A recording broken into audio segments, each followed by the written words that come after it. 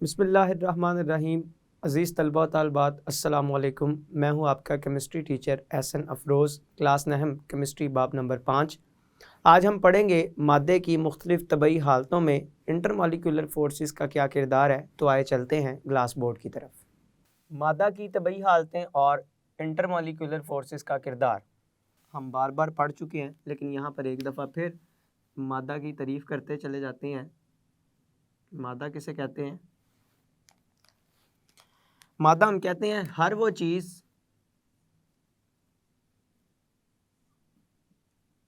चीज़ जो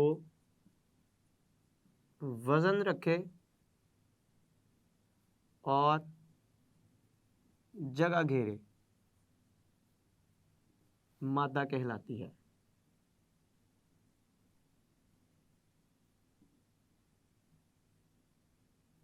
हर वो चीज़ जो वज़न रखे और जगह घेरे, मादा कहलाती है। अगर मैं मादा की तबई हालतों की बात करूं कि मादा की कितनी हालतें हैं, तो ये भी हम बड़ी तफसील के अंदर पढ़ चुके हुए हैं कि मौजूदा दौर के अंदर तो हम जानते हैं 4 हालतें हैं, लेकिन यहाँ पर हम मादा की 3 तबई हालतों का ही तज़किरा करेंगे। तो मैं लिखूँगा भी यही कि मादा की 3 तबई हालतें हैं। कौन कौन सी? गैस, माया और ठोस हालत। ये मादा की 3 तबई हालतें हैं, गैस, माया और ठोस। असल में आज हमने समझना है कि इन तबई हालतों में इंटरमॉलिक्यूलर फोर्सेस किस तरह से अपना किरदार अदा करती हैं। तो इसके लिए थोड़ा सा हमें ये नज़रिया पता होना चाहिए कि इंटरमॉलिक्यूलर फोर्सेस होती क्या हैं। तो पहले मैं थोड़ा सा आपको ये बयान करता चलूँ कि इंटरमॉलिक्यूलर फोर्सेस किस तरह की फोर्सेस को बोला जाता है। Inter molecular forces. अगर आप गौर करें ना इस इस्तिलाह के ऊपर, इंटरमॉलिक्यूलर की इस्तिलाह के ऊपर अगर आप गौर करें तो आपको 2 लफ्ज़ नज़र आते हैं यहाँ पे। 2 लफ्ज़ कौन कौन सी हैं? इंटर, दूसरा मॉलिक्यूलर।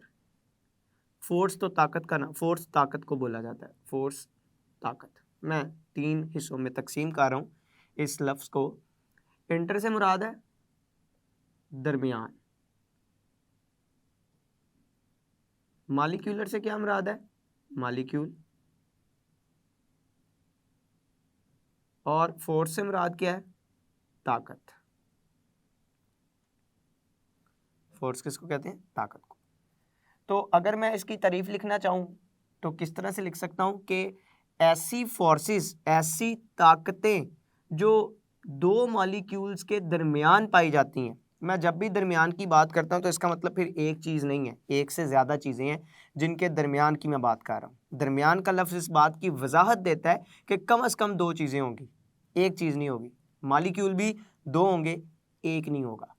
तो खैर, इंटरमॉलिक्यूलर फोर्सेस ऐसी फोर्सेस जो 2 मॉलिक्यूल के दरमियान में पाई जाती हैं, इंटरमॉलिक्यूलर फोर्सेस कहलाती हैं। तो कैसे इसकी तारीफ लिख सकते हैं? ऐसी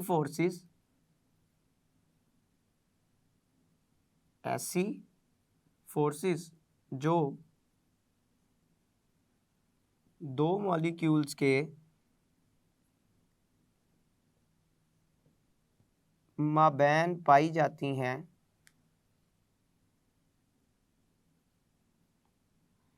इंटर मॉलिक्यूलर फोर्सेस कहलाती हैं।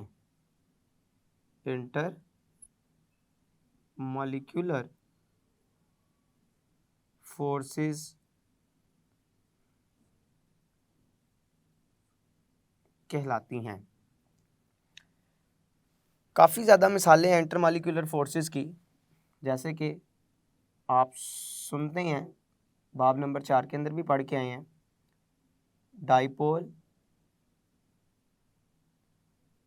Dipole forces.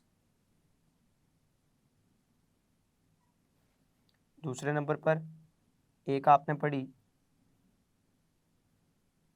Hydrogen bonding. इसके अलावा और भी आप फोर्सेस पढ़ेंगे आगे बड़ी क्लासों में चल के मज़ीद। यहाँ पे मैं सिर्फ 2 की मिसालें लिख रहा हूँ। वैसे डाइपोल, इंड्यूस डाइपोल या induce dipole, instantaneous dipole forces या डाइपोल, आयन डाइपोल फोर्सेस, ये सारी की सारी मुख्तलिफ इंटरमालिक्यूलर फोर्सेस की मिसालें हैं। 2 मैंने यहाँ पे लिखी हैं, डाइपोल डाइपोल, यहाँ हाइड्रोजन बॉन्डिंग। अच्छा, एक थोड़ा सा फ़र्क देखें, हाइड्रोजन के साथ मैंने फोर्स नहीं लिखा, हाइड्रोजन के साथ मैंने बॉन्डिंग का लफ्ज़ लगाया है। इसका हरगिज़ मतलब ये नहीं है कि हाइड्रोजन बॉन्ड एक असली बॉन्ड है ये फोर्स ही, लेकिन बाकी फोर्सेस की निस्बत ये थोड़ी सी ज़्यादा ताकत वाली होती है। तो मैं इसको रिगार्ड कर रहा हूँ, जैसे मैं इसको इज़्ज़त दे रहा हूँ, और इज़्ज़त देने के लिहाज से मैं इसके लिए बॉन्डिंग का लफ्ज़ इस्तेमाल करता हूँ। हालांकि हाइड्रोजन बॉन्ड असल बॉन्ड नहीं होता, सिर्फ इसकी ताकत बाकी फोर्सेस की निस्बत थोड़ी सी ज़्यादा होती है। तो इस रिगार्ड के तौर पर मैं इसको बॉन्डिंग के लफ्ज़ के साथ लिख रहा हूँ यहाँ पे, हाइड्रोजन बॉन्डिंग। ये इंटरमालिक्यूलर फोर्सेस की मिसालें हैं। मैं थोड़ा सा अगर इस मिसाल को एलेबोरेट करूँ, मज़ीद वाज़ह करूँ इस मिसाल को, तो मैं लिखूँगा, जैसे आप देखते हैं कि ये एक मालिक्यूल है हाइड्रोजन क्लोराइड का, ये दूसरा मालिक्यूल है हाइड्रोजन क्लोराइड का। मैं जानता हूँ कि हाइड्रोजन क्लोराइड, इन दोनों के दरमियान में ये जो बॉन्ड मौजूद है ये इलेक्ट्रॉन की शेयरिंग से बना हुआ है। एक इलेक्ट्रॉन वैलेंस क्लोरीन की तरफ से, एक हाइड्रोजन की तरफ से, इधर भी एक वैलेंस इलेक्ट्रॉन क्लोरीन की तरफ से और एक ही हाइड्रोजन की तरफ से। तो क्लोरीन, जिसकी इलेक्ट्रोनेगेटिविटी हाइड्रोजन की निस्बत ज़्यादा है, अपनी इस ज़्यादा इलेक्ट्रोनेगेटिविटी की वजह से ये इस शेयर्ड इलेक्ट्रॉन के पेयर को, जिसको मैं कहता हूँ कि इश्तराकशुदा इलेक्ट्रॉन के जोड़े को अपनी तरफ खींचता है, अपनी इस इलेक्ट्रोनेगेटिविटी ज़्यादा होने की वजह से, जिसकी बुनियाद पर क्लोरीन के ऊपर पार्शियल नेगेटिव चार्ज आ जाता है, हाइड्रोजन के ऊपर पार्शियल पॉजिटिव चार्ज आ जाता है। इसी तरह से इस मालिक्यूल में भी क्लोरीन पर पार्शियल नेगेटिव और हाइड्रोजन पर पार्शियल पॉजिटिव चार्ज आ जाता है, क्योंकि यहाँ भी इश्तराकशुदा इलेक्ट्रॉन का जोड़ा ज़्यादा इलेक्ट्रोनेगेटिविटी की वजह से क्लोरीन की तरफ खींचा चला जाता है। जब ये 2 मॉलिक्यूल एक दूसरे के करीब आते हैं तो मुखालिफ चार्ज रखने वाले जो सिरे होते हैं उनके दरमियान में अट्रैक्शन शुरू हो जाती है। इस अट्रैक्शन को मैं क्या कहता हूँ, इंटरमॉलिक्यूलर फोर्स का नाम देता हूँ। तो ये भी एक मॉलिक्यूल, ये भी एक मॉलिक्यूल, तो 2 मॉलिक्यूल के दरमियान में पाई जाने वाली फोर्स को क्या बोला जाता है, 2 मॉलिक्यूल के दरमियान में पाई जाने वाली फोर्स क्या कहलाती है, इंटरमॉलिक्यूलर फोर्स कहलाती है। तो जब भी इंटरमॉलिक्यूल का लफ्ज़ आए आप ज़हन में रखेंगे कम से कम 2 मॉलिक्यूल होंगे जिनके दरमियान में ये फोर्सेस मौजूद होंगी। अब ज़रा देखते हैं कि ये जो फोर्सेस है किस तरह से गैस के अंदर, माया के अंदर और ठोस के अंदर उनकी खसूसियात को तब्दील करने का बायस बनती हैं, एक दूसरे से मुख्तलिफ करने का बायस बनती हैं। सबसे पहले मैं गैसों के अंदर इंटरमॉलिक्यूलर फोर्सेस की बात करता हूँ। गैसों में इंटरमॉलिक्यूलर फोर्सेस का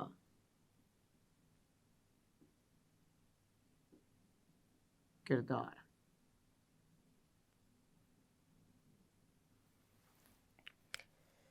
पहली बात तो ये ज़हन में रखें कि जो गैस है, गैस के जो मॉलिक्यूल्स होते हैं वो एक दूसरे से फासलों के ऊपर मौजूद होते हैं, बहुत दूर दूर पाए जाते हैं।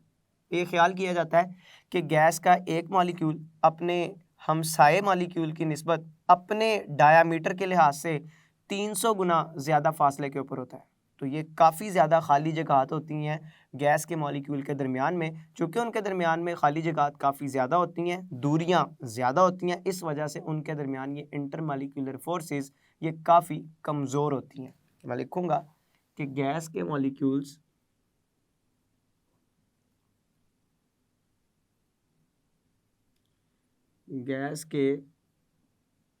मॉलिक्यूल्स एक दूसरे से बहुत दूर दूर होते हैं, इसलिए इनके दरमियान इंटरमॉलिक्यूलर फोर्सेस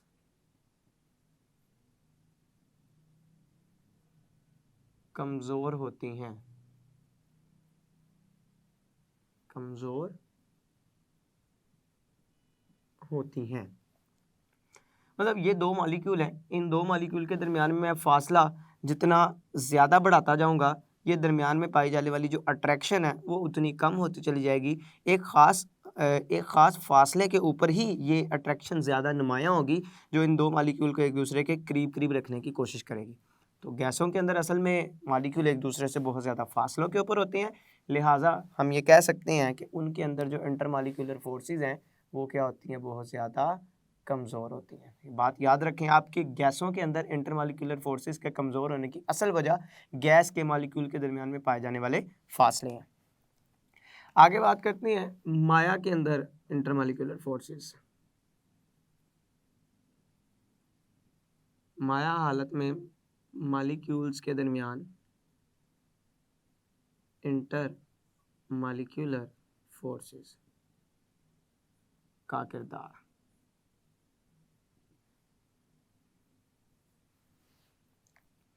हम जानते हैं कि गैस के मॉलिक्यूल की निस्बत माया के मॉलिक्यूल्स एक दूसरे के करीब होते हैं।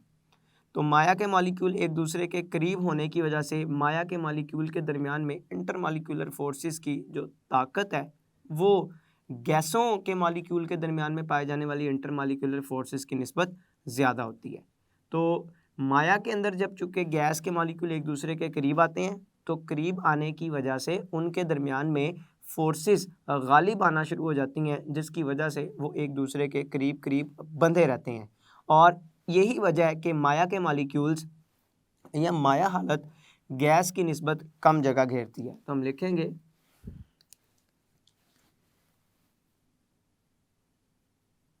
कि माया हालत में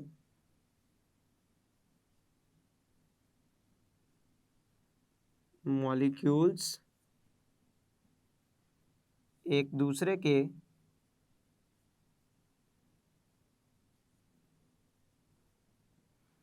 करीब होते हैं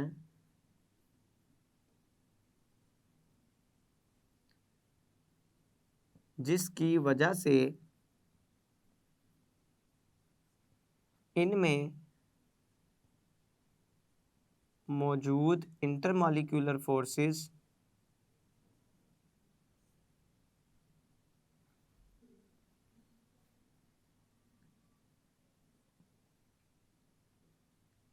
गैसों की निस्बत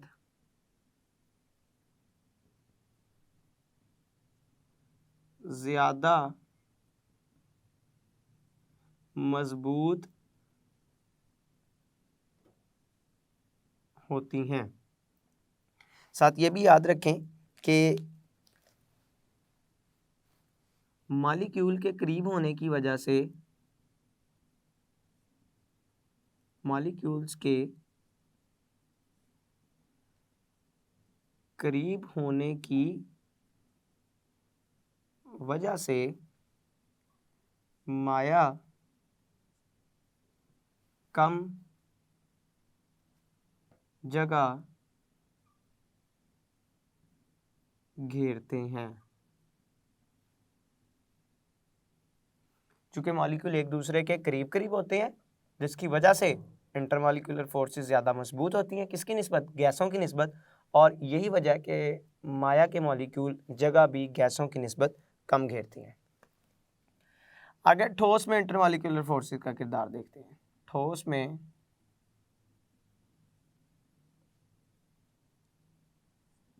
इंटर मॉलिक्यूलर फोर्सेस का किरदार।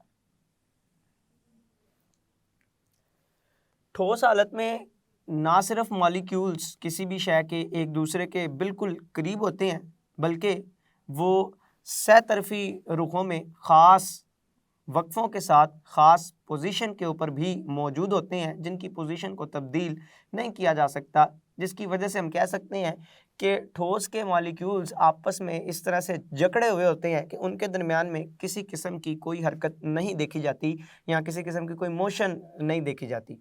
तो लिहाजा ठोस के मॉलिक्यूल चूँकि बहुत करीब है, उनकी पोजीशंस मखसूस है, जिसकी वजह से उनके दरमियान में इंटरमॉलिक्यूलर फोर्सेस माया और गैस दोनों में पाई जाने वाली इंटरमॉलिक्यूलर फोर्सेस की निस्बत बहुत ज़्यादा मजबूत होती हैं। यही वजह है कि ठोस अशिया की जो अशकाल हैं वो बड़ी ख़ास होती हैं, इनके जो वॉल्यूम है वो बड़े ख़ास होते हैं। तो हम लिखेंगे यहाँ पे कि ठोस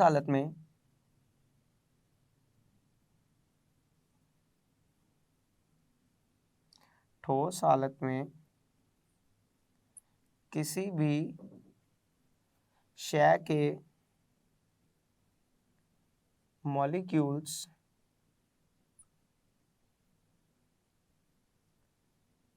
एक दूसरे के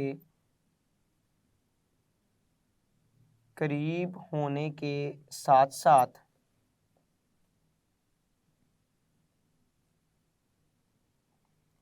मखसूस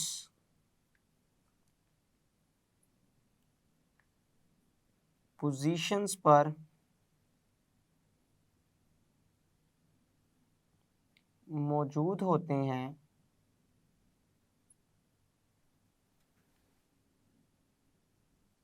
जिसकी वजह से वो हरकत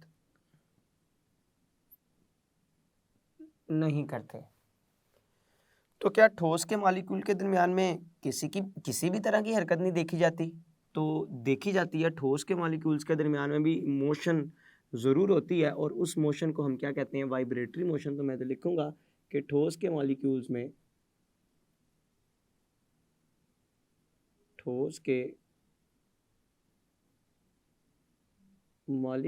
में सिर्फ वाइब्रेटरी मोशन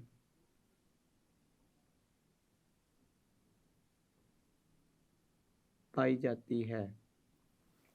वाइब्रेटरी मोशन से मुराद कि ठोस के मॉलिक्यूल अपनी ख़ास जगहों पर खड़े होकर सिर्फ आगे और पीछे की जानिब हरकत करते हैं, अपनी जगह को तब्दील नहीं करते। जहाँ पर मौजूद होंगे वहाँ पर रहते हुए सिर्फ आगे पीछे की जानिब हरकत करेंगे, अपनी जगह को तब्दील नहीं करेंगे। इसको हम कहते हैं, ऐसी मोशन को हम वाइब्रेटरी मोशन का नाम देते हैं। और ऐसी मोशन किस में देखी जाती है?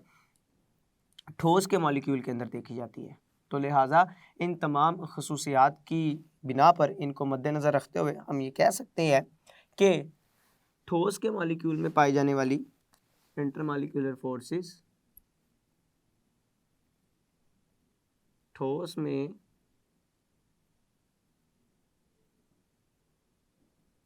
पाई जाने वाली इंटरमॉलिक्यूलर फोर्सेस माया और गैस की इंटरमॉलिक्यूलर फोर्सेस की निस्बत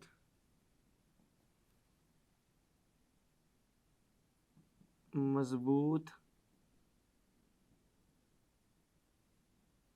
होती हैं।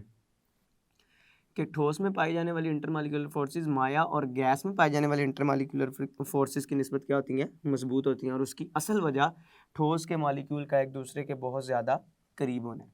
तो मैं यहाँ पर एक मसावात की मदद से तीनों हालतों के अंदर इंटरमॉलिक्यूलर फोर्सेस को इकट्ठा करके लिख सकता हूँ। मैं ये कह सकता हूँ कि मॉलिक्यूल के दरमियान में फासला और इंटरमॉलिक्यूलर फोर्सेस ये आपस में इनवर्सली प्रोपोर्शनल होंगे।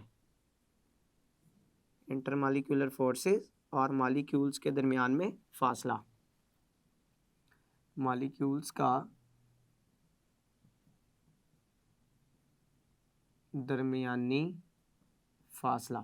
दरमियानी फासला जितना ज़्यादा होगा, इंटरमॉलिक्यूलर फोर्सेस मॉलिक्यूल के दरमियान उतनी कम होंगी। फासला ज़्यादा होने की वजह से इंटरमॉलिक्यूलर फोर्सेस उतनी कम होंगी। इसका मतलब कि इसमें कौन सा ताल्लुक देखा जाता है? इनवर्सली प्रोपोर्शनल का ताल्लुक देखा जाता है। तो गैसों में इंटरमॉलिक्यूलर फोर्सेस, माया में और ठोस में इंटरमॉलिक्यूलर फोर्सेस को अलग-अलग पढ़ने के बाद इस एक मसावात और एक फार्मूले की मदद से बड़ी बासानी के साथ समझा जा सकता है। मैं गैस, माया और ठोस तीनों में इंटरमॉलिक्यूलर फोर्सेस को डायग्राम की मदद से यहाँ पे ज़ाहिर कर देता हूँ ताकि इन तीनों नज़रियात को समझना हमारे लिए कदरे आसान हो। सबसे पहले अगर मैं गैसों के लिए बनाऊँ तो आप फ़र्ज़ कर लें कि ये एक जगह है जहाँ पे गैस के मॉलिक्यूल पाए जाते हैं। तो आप चेक देखेंगे इस बात को कि गैस के मॉलिक्यूल्स, ये एक मॉलिक्यूल, ये दूसरा मॉलिक्यूल, ये तीसरा मॉलिक्यूल, ये चौथा मॉलिक्यूल, मतलब जितने भी गैस के मॉलिक्यूल्स होंगे उनके दरमियान में जो खाली जगहात हैं वो काफ़ी ज़्यादा होंगी। तो खाली जगह ज़्यादा होने की वजह से, फासला ज़्यादा होने की वजह से मॉलिक्यूल के दरमियान में जो इंटरेक्शन का चांस है वो भी निस्बतन क्या होता चला जाएगा, कम होता चला जाएगा। तो लिहाजा गैस के मॉलिक्यूल के दरमियान में फासले ज़्यादा होने की वजह से इंटरमॉलिक्यूलर फोर्सेस कमज़ोर होती चली जाती हैं। तो मैं लिखूँगा कि ये गैस के मॉलिक्यूल्स में इंटरमॉलिक्यूलर फोर्सेस,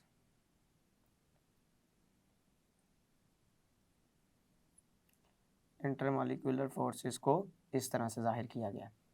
मैं माया के मॉलिक्यूल में इंटरमॉलिक्यूलर फोर्सेस की बात करता हूँ। तो जो माया के मॉलिक्यूल होते हैं,